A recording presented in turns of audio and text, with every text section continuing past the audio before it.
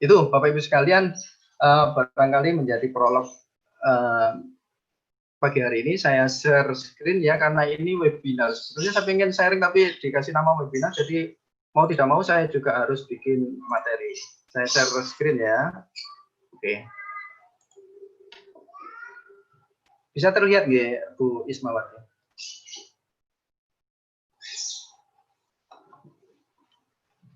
Halo, bisa terlihat nggak screen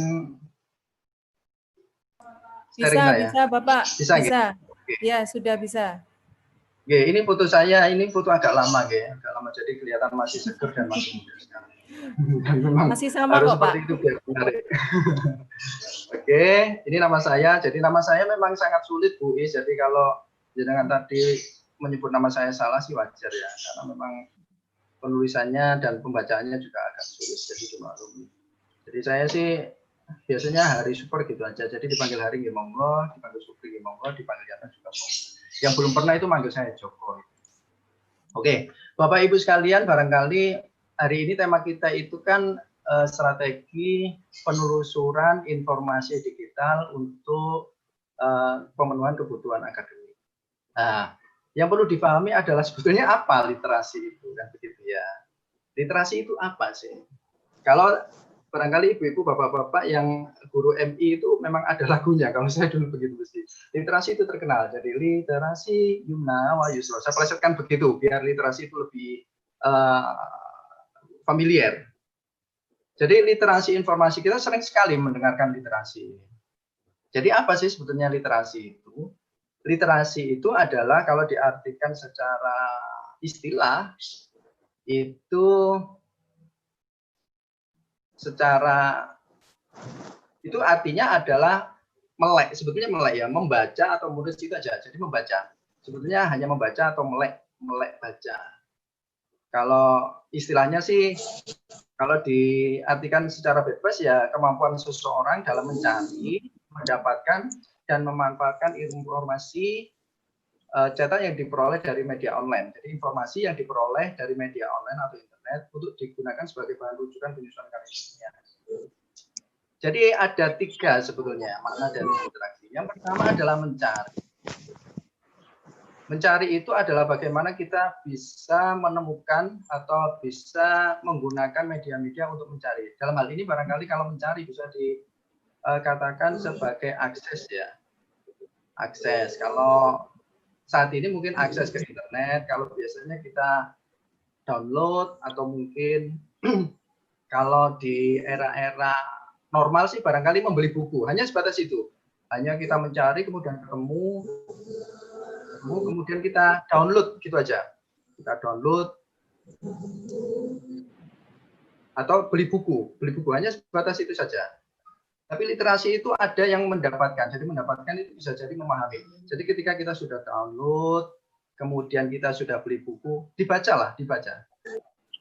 Saya pengelola perpustakaan ya, pengelola perpustakaan. Jadi kalau dikatakan satu hari, aku nggak data. Baca buku itu ya banyak sekali. Bisa jadi satu hari itu 50 buku. Judul buku maksudnya, ya dibaca hanya judulnya saja. Jadi kalau saya baca buku secara keseluruhan malah dimarahi sama teman-teman. Jadi kalau kita sudah download, jangan lupa, atau beli buku, jangan lupa untuk diperoleh atau dipahami informasi. Jadi setelah kita mencari, mendapatkan, itu kita juga harus bisa memanfaatkannya. Memanfaatkan untuk digunakan sebagai apa maksudnya. Jadi ketika kita mencari itu harus di mana, misalkan, oh di internet, oh saya cukuplah kalau misalkan sekedar di Google misalkan begitu, boleh. Ada beberapa strategi, jadi ada Google, produk Google itu kan banyak sebetulnya. Jadi YouTube yang kita lihat tadi itu juga produk Google, termasuk Android, itu juga produk Google. Ada satu sebetulnya yang lebih, nanti kita praktekkan itu produk dari Google itu ada namanya Google Scholar. Jadi ada tambahan Scholar-nya. Scholar itu kan artinya mungkin ya sekolah ya, sekolahan. Jadi lebih diperuntukkan kepada akademik. Jadi kalau mencari untuk artikel-artikel yang lebih bersifat ilmiah itu ya sebaiknya jangan di Google tapi di Google Scholar. Kurang lebih seperti itu. Jadi ketika kita memanfaatkan sebagai karya ilmiah, itu juga harus terukur, tidak boleh sembarang data kita gunakan. Kalau memanfaatkan ini sudah berkarya ya. Jadi literasi itu endingnya adalah karya kita. Makalah kita itu adalah hasil dari literasi informasi kita. Jadi ketika kita berbicara misalkan statistik kependudukan itu ya jangan cari sumber di misalkan jalankambing.blogspot.com seperti itu, tidak. Jadi kita harus mencari atau mencari dan mendapatkan sumber yang memang benar-benar statistik kependudukan, berarti ya di katakanlah barangkali di mendagri.go.id, kurang lebih seperti itu. Jadi ketika kita berbicara tentang akreditasi perguruan tinggi barangkali ya, itu ya minimal kita harus larinya itu ke ini, ke website institusi, website domain institusi dari yang bersangkutan, atau yang paling valid sebetulnya yang update itu ya harus di kayak banpt.go.id kayak gitu. Jadi harus larinya memang ke sumber-sumber yang sesuai dengan kebutuhan informasi kita agar peruntukannya juga jelas. Jadi ketika kita nulis itu kita harus tahu bahwa ini sumber tahun berapa. Jangan dibilang misalkan provinsi di Indonesia hanya 25. Ya betul. Tapi harus dijelaskan itu tahun sekian. Saat ini adalah provinsi di Indonesia adalah 34 berdasarkan biasanya footnote-nya menyebutkan ini. Jadi itu adalah fungsi dari literasi. Kita bisa mencari, mendapatkan, kemudian juga menggunakannya. Jadi kalau hanya sekedar mencari atau akses, kemudian download sebanyak-banyaknya tapi tidak pernah dibaca, itu bukan literasi informasi namanya, tapi biasanya disebut pengepul atau sesuai pesanan. Kurang lebih seperti itu.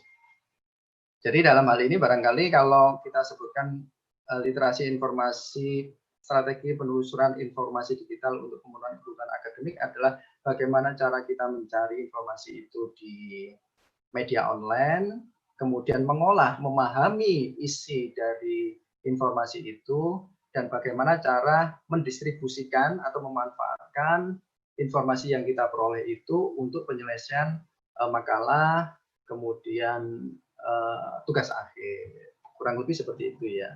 Pembahasan kita nanti arahnya adalah seperti itu. Latar belakangnya adalah sumber informasi digital yang melimpah. Ini luar biasa ini. Jadi di Indonesia saat ini itu internet itu bebas, tidak seperti di Cina ya. Kalau di Cina itu ada pembatasan-pembatasan. Jadi justru ketika hal-hal yang booming seperti Facebook itu di Cina malah nggak bisa diakses itu. Jadi produk-produk yang bukan Cina itu malah diblokir. Kalau di Indonesia kan free, jadi informasi apapun itu melimpah. Di Indonesia itu melimpah. Jadi apapun informasi itu bisa kita temukan lewat media online, tergantung dari kreativitas kita. Jadi ini adalah latar belakang kenapa kita harus menggunakan media online atau informasi digital untuk kebutuhan atau pemenuhan kebutuhan informasi penyelesaian karya intelektual kita. Kemudian mudahnya akses informasi digital. Jadi memang sangat mudah ya. Kalau dulu perpustakaan itu kan memang ada tahapan-tahapan atau ada periodisasi perpustakaan. Jadi pertama itu perpustakaan itu konvensional. Kalau konvensional barangkali, mohon maaf, jadi barangkali sebagian dari yang hadir hari ini kan bisa jadi guru-guru di madrasah itu ya. Jadi untuk peminjaman masih menggunakan buku besar, kemudian untuk mencari buku di rak itu bisa jadi mungkin buku besar atau mungkin masih katalog-katalog yang kartu itu. Itu adalah perpustakaan konvensional. Nah, kemudian ada namanya perpustakaan otomasi. Otomasi sekarang ini sudah ada di Sekolah Tinggi Agama Islam Darut Taqwa ya.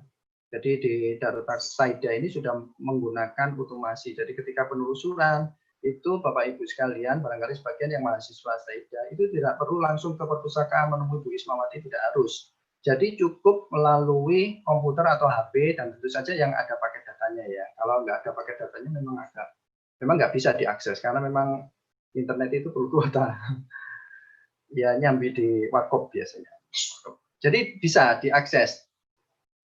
Ya, otomasi itu hanya menampilkan, nanti saya peragakan di akhir otomasi itu. Jadi otomasi itu hanya menampilkan ketersediaan judul dan ketersediaan eksemplar. Jadi kalau misalkan Bapak Ibu sekalian ingin cari buku, bisa nanti di digilip.staidangresik.ac.id itu. Kalau di UIN Sunan Ampel itu ada namanya katalog pakai C, katalog.uinsby.ac.id. Itu tapi hanya menampilkan ketersediaan koleksi dan eksemplar. Jadi saya ingin cari misalkan judul tentang, karena kajian saya ini adalah problematika perceraian di masa pandemi, misalkan begitu ya. Kenapa penyebabnya, misalkan begitu. Nah, itu berarti harus mencari buku, misalkan kalau buku yang versi cetak bisa masuk di sana, di digilip.staidangresik.ac.id. Karena judul itu biasanya diadakan oleh perpustakaan itu tidak hanya satu eksemplar, bisa lebih, bisa 3, bisa 5, dan bisa 10. Kita cek juga apakah buku ini, berarti judulnya ada, tapi apakah eksemplarnya masih tersedia di rak, itu harus dicek eksemplarnya di software otomasi tadi. Begitu, kalau misalkan memang masih tersedia, ya berarti itu kita bisa langsung ke perpustakaan dan pinjam. Itu kalau otomasi. Nah, eranya sekarang ini sudah masuk di digital. Jadi digital itu adalah ketersediaan judul buku, ketersediaan eksemplar buku, juga ketersediaan full text dari informasi yang kita butuhkan. Jadi kalau sekarang ini ada beberapa koleksi digital, hampir setiap perguruan tinggi sudah menyediakan koleksi-koleksi digitalnya dalam bentuk repository atau lokal konten. Lokal konten itu ya produk internal dari perguruan tinggi. Kalau produk perguruan tinggi ya bisa jadi mungkin nanti makalah dari Bapak Ibu sekalian ini yang bagus, itu otomatis akan diminta filenya, akan di-all watermark, misalkan kayak itu, nanti dilengkapi template-nya atau apa, nanti bisa di-online-kan, bisa dibaca seluruh dunia. Makalah, kemudian penelitian, yang paling umum adalah tugas akhir, yakni skripsi ya. Kalau di Staida masih S1 berarti hanya skripsi. Dan kemarin bocorannya kayaknya perpustakaan ini sudah menerima, full text-nya sudah menerima ternyata. Full text-nya sudah menerima. Jadi file skripsi yang dikerjakan oleh mahasiswa Staida itu ketika lulus itu harus diserahkan ke perpustakaan. Jadi konten atau mungkin bahannya ini sudah ada, barangkali tinggal keberanian saja untuk mendigitalkan atau mengonlinekan biar lebih bisa dinikmati oleh orang banyak. Itu sangat mudah karena memang sama-sama dengan internet, sama aksesnya sama. Bahkan beberapa itu sudah pakai aplikasi, jadi sama ketika kita download Instagram kemudian kita install, sama fungsinya sama. Jadi kita cari software, kita download, kita aplikasikan di HP, nanti kita tinggal pilih sesuai subjek atau kebutuhan. Misalkan kita butuh hari ini COVID dan percepatan teknologi, misalkan begitu ya. Itu nanti akan ketemu. Sesederhana itu untuk mengakses atau menggunakan informasi digital itu untuk memperoleh informasi-informasi dari digital. Itu. Kemudian juga murah karena memang semuanya itu disediakan secara gratis. Jadi repository, e-journal, yang UJS itu kalau di Staida itu ada namanya e-journal.staidangresik.ac.id, nanti disambangi lah. Itu banyak informasi itu, murah, hanya ya tentu saja harus bayar kuota ya, harus beli kuota untuk memanfaatkan koleksi digital itu. Artinya kita tidak harus login, kita tidak harus memberikan password, kemudian tidak harus membayar berlangganan sekian rupiah setiap bulannya tidak, hanya tentu saja internet kuota ya kayak Facebook kan, kayak YouTube kan, enggak sebesar YouTube malahan, karena filenya kan sudah dikompres oleh software atau aplikasi, otomatis jadi kecil dia. Itulah. Jadi ketiga hal ini karena informasi yang melimpah, kemudian kemudahan dan murahnya itu ya mestinya tidak menjadi halangan kita untuk memanfaatkan itu. Memanfaatkan koleksi-koleksi yang ada di internet untuk kebutuhan informasi intelek, penyelesaian tugas intelektual kita. Ini kenapa harus informasi digital? Ya ini percepatan teknologi di masa pandemi. Jadi kalau dulu itu yang namanya Google Meet, Zoom, itu sebetulnya kan sudah ada dari dulu sebetulnya. Dari dulu sudah ada, dan kebetulan memang di Indonesia itu tahun 2019 itu memang sudah diterbitkan regulasi atau peraturan bahwa nanti itu, ini PNS ya, untuk saya memang tidak semuanya itu harus dikerjakan lewat kantor. Ada beberapa yang, kalau sekarang ini WFH, work from home itu memang sudah diwacanakan mulai tahun kemarin, tapi tentu saja tidak pernah memprediksi bahwa apa yang disampaikan tahun kemarin itu akan terjadi di tahun 2020 ini sebetulnya. Tapi setidaknya sudah punya gambaran. Jadi ya mau tidak mau ya harus seperti itu, karena kalau kita menjaga nih, apa ya jaga nih ya. Artinya kalau hanya sekedar mengandalkan koleksi buku, kita ke perpustakaan juga sulit loh. Karena banyak perpustakaan-perpustakaan itu kan hari ini itu tidak melakukan layanan. Tidak melakukan layanan. Jadi kalau kita beli di toko buku ya jelas ya mungkin saja ya, tapi tentu imbasnya membutuhkan biaya yang luar biasa. Itu. Jadi kita juga terdukung ini, bahkan beberapa perguruan tinggi itu yang awalnya tidak ada e-book akhirnya harus berlangganan e-book. Yang tidak berlangganan jurnal EBSCO, Emerald, atau Springerling akhirnya ya berlangganan, karena memang saat ini eranya adalah era daring, online, jadi semuanya memang harus dimanfaatkan dengan online. Kemudian peningkatan citra dan layanan lembaga. Tentu saja kalau untuk pribadi, kalau saya sih karya ilmiah itu kan bukan saya, memang teorinya kalau kalau karya ilmiah itu akan ada noveli ya, ada nilai kebaruan yang kita sampaikan. Artinya kebaruan itu bisa dilihat dari mungkin sumber-sumber yang kita gunakan. Kalau kita menggunakan layanan digital, kayak misalkan Google Scholar, e-journal, atau mungkin repository, otomatis kita bisa memilih sumber-sumber koleksi yang memang tahun-tahun terkini, katakanlah 2018 sampai 2020 kan bisa kita pilih, dan itu juga melimpah. Akhirnya otomatis akan meningkatkan kualitas dari karya ilmiah, karena memang masih baru sumbernya, masih baru. Kalau untuk lembaga ya otomatis digital itu. Jadi saya dengar juga Sekolah Tinggi Agama Islam Darut Taqwa ini mau bikin perpustakaan digital malahan. Kemarin sudah saya sampaikan bahwa ada salah satu vendor namanya Kubuku itu, saya bukan promosi ya, hanya bercerita saja. Kebetulan ada beberapa yang sudah mulai melanggan Kubuku ini. Winsa sudah, kemarin yang teman-teman alumni workshop otomasi perpustakaan sebagian juga sudah menanyakan. Jadi sudah ada namanya perpustakaan digital. Ini rencananya juga saya juga mau berlangganan ini.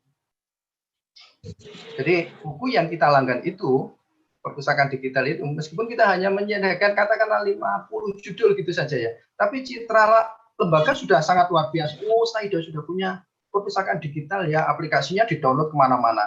Katakanlah kalau hari ini ya di-download kurang lebih 800 orang lah. Kalau satu angkatan kemarin 200 orang, mahasiswa baru berarti dikalikan 4 kan 800 orang. Itu otomatis yang download itu 800 orang. Itu. Jadi peningkatan citra luar biasa citranya. Padahal hanya bermodalkan 50 judul buku. Kurang lebih seperti itu. Kelihatan keren lah. Maksudnya kalau sekarang keren ya Saida dia. Meskipun isinya hanya novel-novel atau mungkin buku-buku fiksi begitu. Tapi nanti perkembangannya pasti ada lah. Karena kebutuhan mahasiswa nanti Pak saya pengen buku yang pendidikan pasti ada nanti. Pasti akan berkembang. Meskipun diawali dengan hal yang sifatnya hanya gengsi. Kemudian ini yang terpenting adalah alih fungsi HP ya, gadget ini ya. Jadi selama ini kalau teori kehidupan itu kan bayi itu biasanya itu pertama kali yang dilakukan adalah melihat biasanya. Memang bayi itu yang melihat, kemudian bisa mendengar, atau bisa jadi mendengar dulu baru melihat, kemudian karena diadani ya, saya kembali berarti mendengar dulu, kemudian melihat, baru dia itu bicara ngomong dan terakhir itu memang baru bisa membaca. Itu siklus kehidupan. Jadi bayi yang pertama lahir itu biasanya nangis bukan bicara ya. Jadi mendengar karena kita adani, kemudian dia bisa melihat, kemudian ngomong, belajar ngomong, baru membaca. Nah, kalau siklus tahapan ini memang sangat Indonesia sekali. Indonesia memang seperti itu. Indonesia itu orang itu senang ngomong daripada membaca. Ngomong padahal itu tidak berdasarkan data biasanya. Senang ngomong. Yang penting saya itu menang eyel-eyelan ya itu yang paling benar. Meskipun ini tidak berbasis data. Itu di Indonesia memang untuk data minat baca luar biasa. Jadi Indonesia ini masih berkutat di minat baca. Minat baca Indonesia itu adalah 0,001. Jadi di antara 1.000 orang itu hanya ada 1 orang yang membaca. Itu kalau di Indonesia ya, Padahal nun sewu ya, perpustakaan itu di Indonesia ini sangat luar biasa banyak loh. Hampir tiap kabupaten, ya katakanlah tiap kabupaten itu ada perpustakaan. Bahkan saat ini tiap desa itu ada perpustakaannya, ada nama perpustakaannya ada, dan insya Allah ada kok tulisannya ada, dan bukunya juga ada. Cuma yang saya tahu seringkali yang nggak ada itu kunci pintunya. Jadi perpustakaan tulisannya ada, perpustakaannya ada, bukunya ada. Masalahnya itu kunci pintunya ya nggak ada. Jadi kelihatan sekali kalau pintunya tidak pernah dibuka. Jadi bukan karena tidak ada orang yang mengolah, tidak karena kuncinya itu ya enggak.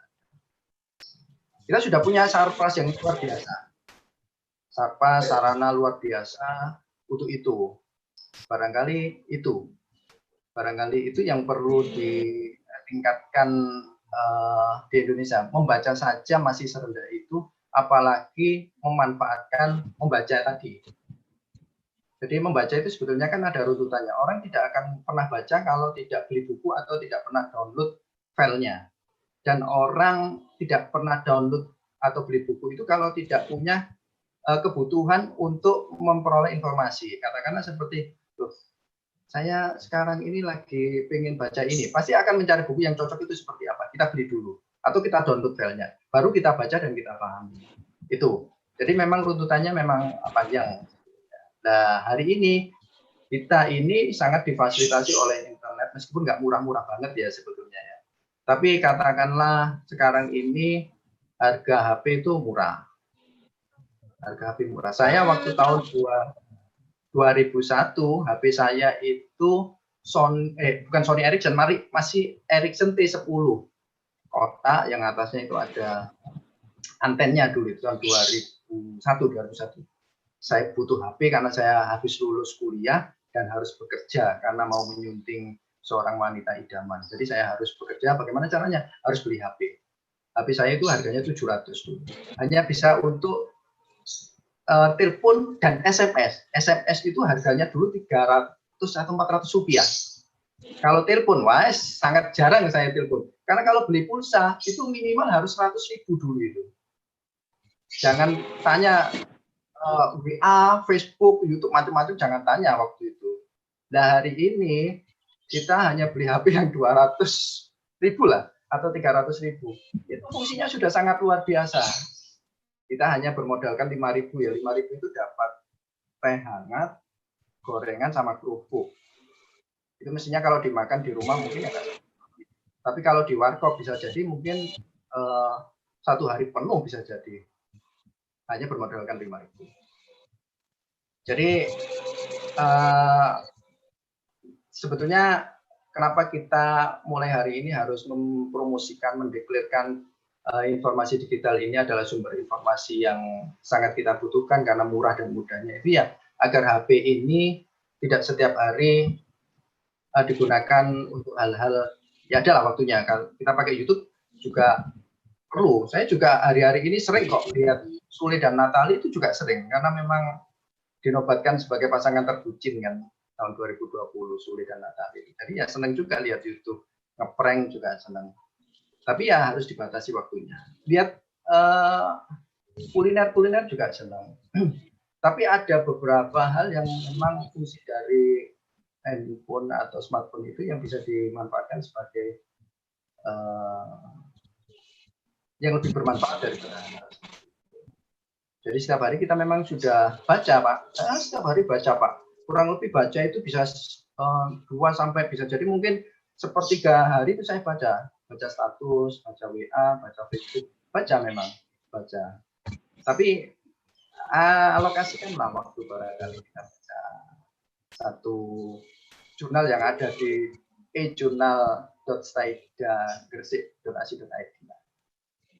Katakanlah nanti kalau misalkan dosennya minta nanti makalah saya harus ada ini loh ya, harus ada citasi dari e-jurnal.staida.gresik.ac.id. Nah, ini kita sudah punya modalnya, sudah download banyak, di-download saja.